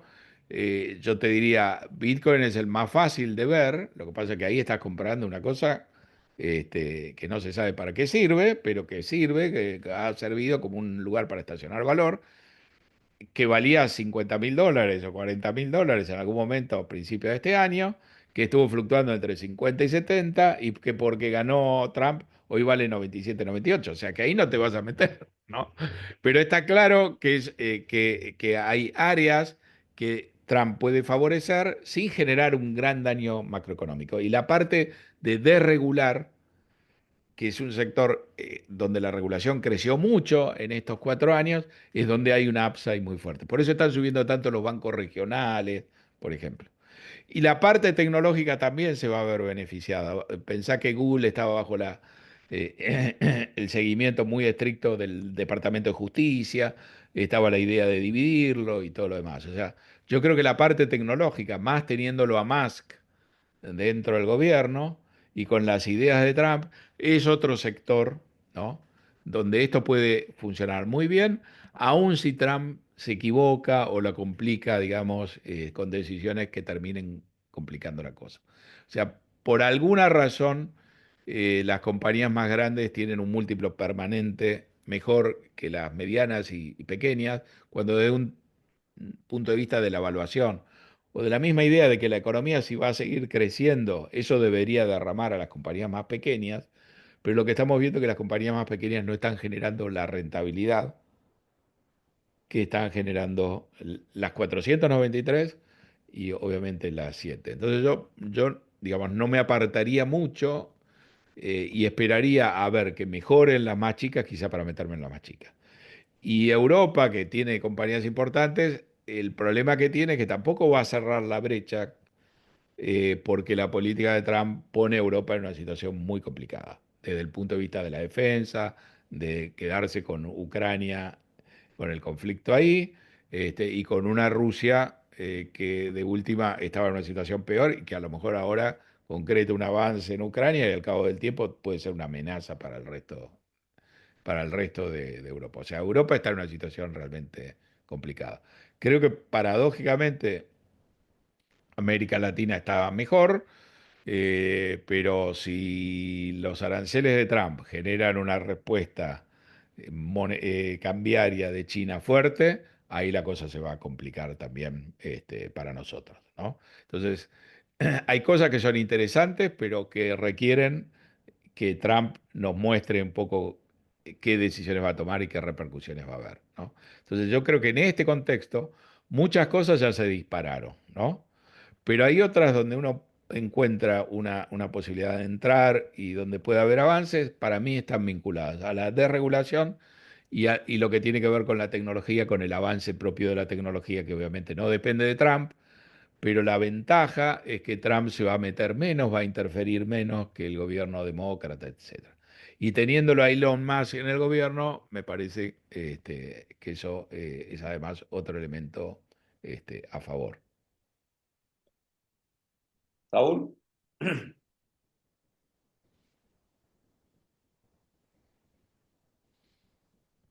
José, y ya para ir cerrando atento la hora, ¿cómo ves la relación del gobierno de Trump con el gobierno argentino de Milei, con toda esta simpatía que se ha Bueno, generado primer y dato, yo demás? diría que Milei estuviera en Mar-a-Lago, que no hubiera ningún otro político internacional, etcétera, o ningún otro político, inclusive de los americanos, que no estuviera alineado a Trump, es una señal fuerte, ¿no? Eso no lo manejó Milei, digamos.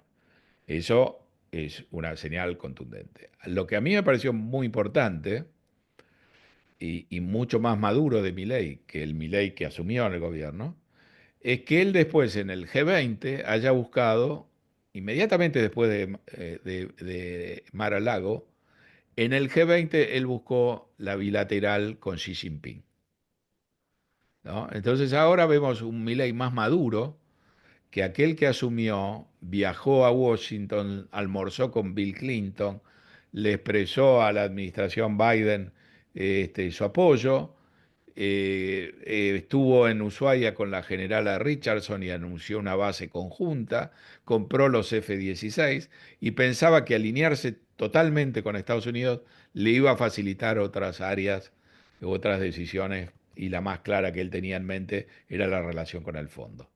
Él tuvo un cortocircuito con el fondo donde vio que la administración Biden de alguna manera no le dio el apoyo que él pensaba, ¿no? Y eso lo vimos con la bronca que se agarró con Rodrigo Valdés. Entonces, yo creo que acá es importante esta relación con Trump, pero a la par un Milei que entiende que también tiene que tener una buena relación con China y creo que lo entiende de la misma manera que él hace política interna, ¿no? Donde él en algunos temas está alineado con Macri, en otros los está negociando con alguien que no es Macri, el caso Lijo, etcétera, ¿no? Y uno lo ve a Milei negociando con todo el espectro político, en algunos temas probablemente con Cristina, en otros con Macri. Me parece que la visión de la política internacional que tiene Milei ahora, después del problemita que tuvo con el fondo, pensemos una cosa, ese problema surgió en la octava revisión. El fondo le pidió que eliminara el dólar blend para fines de junio y el gobierno no lo hizo. Ahí entramos en un impasse. Ese impasse no se solucionó. La novena revisión del acuerdo tendría que haber estado para agosto. No está ni la novena ni la décima, ¿no? Ahora el gobierno está en una posición muy cómoda, no necesita que nadie venga a apoyarlo porque la población le dio 20.000 millones de dólares en efectivo con el blanqueo. Pero lo que veo interesante es que Milei entienda que aún teniendo una relación extraordinaria con Trump y con Elon Musk, ¿no? Él no necesita, él no debe casarse con Estados Unidos. Él tiene que mostrarse con China, porque eso lo va a permitir a él negociar y manejar mejor. Y fíjate que con Lula él aprobó la alianza contra el hambre y la pobreza, que era el tema que Lula necesitaba, este, porque es el tema que vende Lula en Brasil. A cambio cerraron el tema del gas. Es decir, yo veo una política internacional que ha madurado bastante y que me parece que es mucho mejor para defender los intereses del país y creo que también a Milei le sirve para que su gobierno no quede arrinconado, digamos, no ponga todos los huevos en una misma canasta. Bárbaro, José. Entonces, en tanto y en cuanto Trump no arruine lo que Yo la creo que marcha Trump de la tiene muy economía buena americana. relación personal, buena relación con Musk. De hecho, algunos temas que ha hecho Milei quisieran hacer ellos, digamos. Y como dijo ahí Aníbal, digamos, si Trump arranca por el lado de la motosierra con éxito, él va a descomprimir porque si Trump te avanza reduciendo el gasto y la desregulación, etcétera, hay un espacio para bajar los impuestos y va a ser mucho mejor. Y hay un espacio para hacer otras cosas, digamos, ¿no? Pero tiene que ir por ese lado y mostrarte capacidad. Ahora, una cosa es hablar de la motosierra y otro es ejecutarlo. Lo que Milei ha hecho, ha hablado, ha desfilado con una motosierra y ahora le está ejecutando. Y empezó con una licuadora y ahora se acabó la licuadora y ahora está la motosierra. Si Trump por ese lado va a ser muy bueno. Ahora, lo que veo bien de Milei, él se dio cuenta en la octava revisión que si China no le aprobaba el 80% del tramo activado del swap, se le caía el acuerdo con el fondo. Entonces, creo que ahora hay una visión más equilibrada. Necesitas a Estados Unidos, pero también necesitas a China. Y si vos mostrás que tenés juego con China, Estados Unidos te va a tratar mejor que si vos estás abrazado de pies y manos, digamos, ¿no? Y la relación con Brasil es muy importante, porque los intereses de la Argentina no cambian con los gobiernos, son los mismos. Vos tenés una inversión en Brasil, o un brasilero tiene inversión en la Argentina, o vos comprás o vendés a Brasil, y eso es permanente, ¿no? Entonces también hemos visto que Milei fue, puso la cara, lo saludaron un poco, etcétera, pero la verdad es que el Lula tuvo lo suyo y no tuvo un desplante, Milei se viene con lo suyo, salió en la primera foto de familia, lo que pasa es que Brasil fue una desorganización tremenda, ahí no estaba Biden, no estaba dónde, y él se dio el lujo de no estar en la última foto de familia. Pero todo perfecto, ¿no? Me parece que bien equilibrado, y en este mundo que viene, que puede saltar una chispa, y desarmarse todo, vos no sabés muy bien eh, a quién vas a necesitar, ¿no? Cuando venga un incendio. Entonces, te llevas bien con Meloni, ellos pueden hablar los dos, piensan lo mismo. Te llevas bien con Trump, pero Trump va a hacer ciertas políticas que si las hace a fondo nos pueden perjudicar mucho. Trump lo ayudó a Macri, pero fue Trump, la política de Trump, la reducción impositiva que él le arranca al Congreso a fines del 2017 fue la clave para que volcara Macri. Porque ahí la Fed tenía que subir las tasas porque este tipo estaba bajando los impuestos agresivamente y eso nos dejó sin financiamiento. Y después obviamente que Trump le dio un salvavidas. Así que Milei apostó muy bien políticamente, acertó con Trump, acertó con Elon Musk, acertó con Marco Rubio, que es el secretario de Estado, ¿no?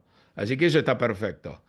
Y tenía una postura con China que no era muy viable y ya la ha corregido perfectamente. Y yo creo que para Xi Jinping, esa bilateral y esa foto con alguien que viene de estar en la reunión en Mar-a-Lago con Trump, le da también a Milei un valor. Y el hecho de que Milei sea tan complicado de manejar, también le da un valor. Hacerse el loco quizás sirve. Lo que no sirve es hacer locura, ¿no? Y bueno, en ese baile estamos.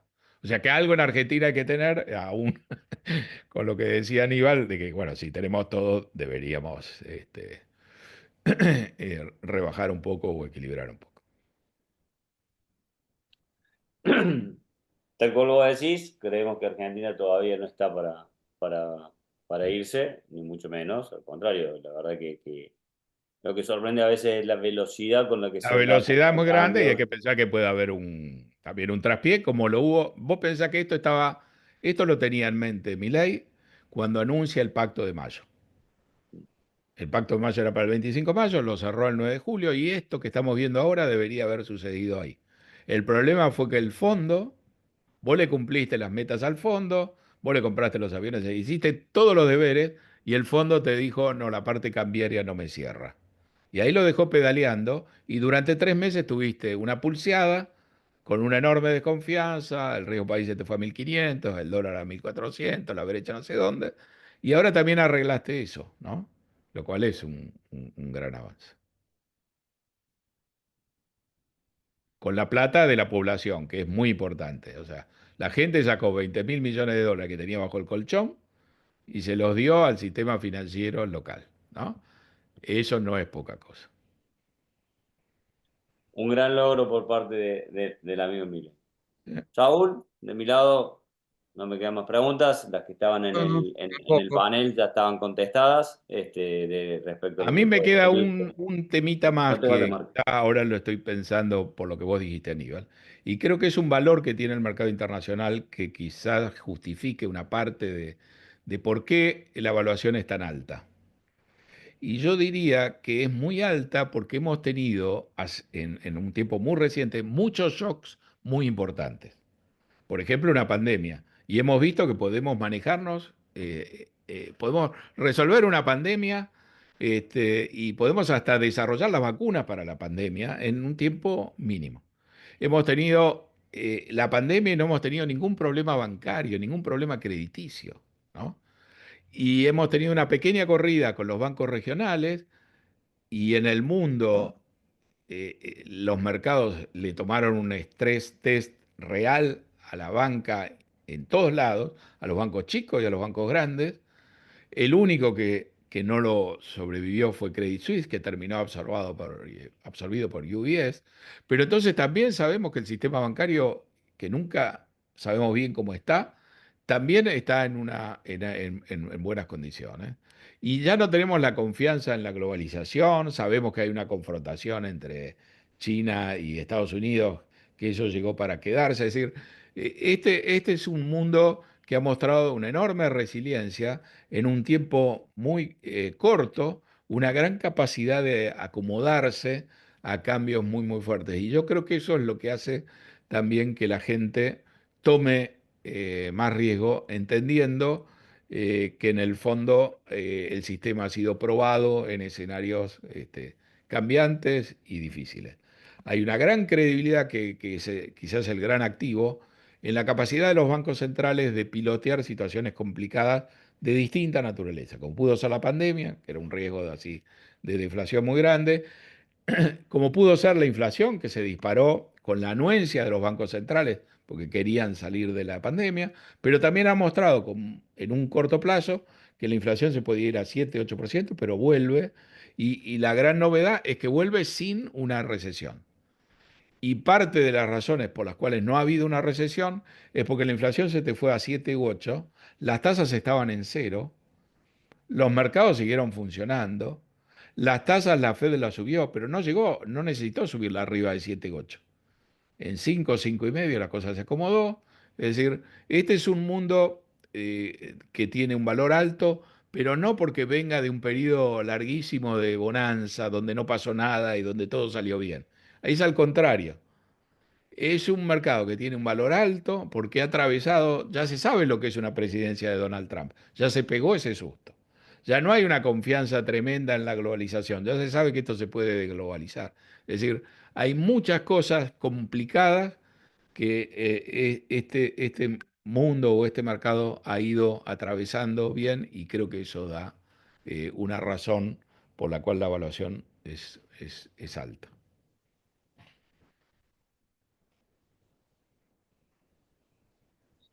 digo, claramente las normas de Basilea, ¿no? Y la Basilea Dodd-Frank Act, todo funcionó, eso. no hubo que hacer Basilea 4, ni 5, ni nada, o sea que estábamos bien parados ahí. Uno dice, bueno, ahora que hay que mandar a la gente a la casa con la pandemia y todo lo demás, ¿cómo se van a pagar los créditos? En Estados Unidos hay mucho endeudamiento de una calidad dudosa. ¿Cómo van a pagar los países emergentes los créditos cuando se cerraron los mercados de capitales, se cerró el turismo, se cayó el precio del petróleo en el 2020, 2021? Y la verdad que hubo crédito, el mercado extendió ese crédito. Digamos, ¿hace cuánto que no tenemos una crisis de crédito en los mercados emergentes? Aún en los periodos donde las tasas suben, etcétera, y acá han subido de 0 a 5,5, ¿no? Los mercados están más maduros. Yo no quiero decir que esto sea eh, un paraíso, pero si uno repasa, hemos tenido grandes crisis ante shocks que eran menores que esto, ¿no? Entonces, de alguna manera hay un poco más de solidez. Eso justifica quizá algo de la evaluación, probablemente no toda, ¿no?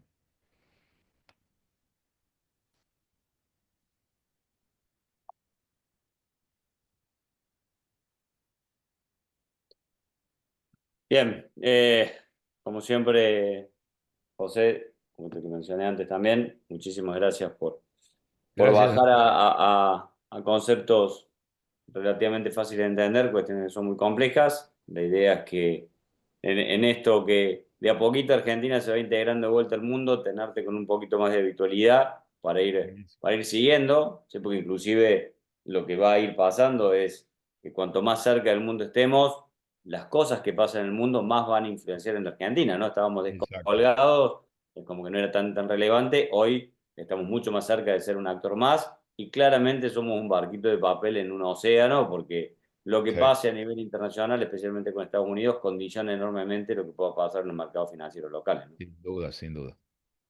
Así que gracias a todos los participantes por haberse sumado a este webinar. Los mantendremos informados. Tenemos una agenda importante de acá a fin de año con Fernando Marengo, con Ricardo Arriazu, y en el primer trimestre del año que viene veremos, cuando arranque Trump, cuánto de todas las cosas que estamos viendo hoy se empiezan a poner en la cancha y cómo sigue la historia. Tal cual.